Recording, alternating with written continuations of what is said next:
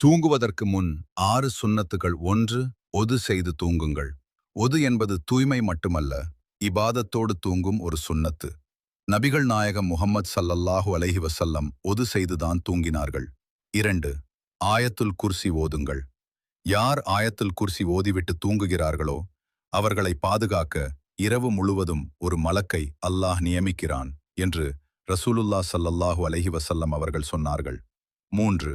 3 குல் சூறாக்கள். குல் ஹுவல்லாஹு, குல் ஃபலக், குல் நாஸ். இந்த மூன்றையும் 3 முறை ஓதி தூங்குங்கள்.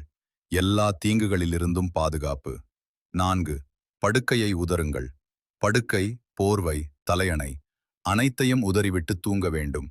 இதுவும் நபி ஸல்லல்லாஹு அலைஹி வஸல்லம் அவர்களின் சுன்னத்து. 5.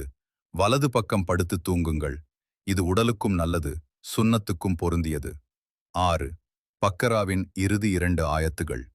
இந்த 2 ஆயத்துகளை ஓதி தூங்கினால் அல்லாஹ் அவை போதுமான பாதுகாப்பாக ஆக்கிவிடுவான் என்று ரசூலுல்லாஹ் ஸல்லல்லாஹு அலைஹி வஸல்லம் அவர்கள் கூறினார்கள். அல்லாஹ் நம் அனைவருக்கும் இந்த சுன்னத்துகளை தினமும் பேணக்கூடிய தௌஃபீக் தருவானாக. ஆமீன்.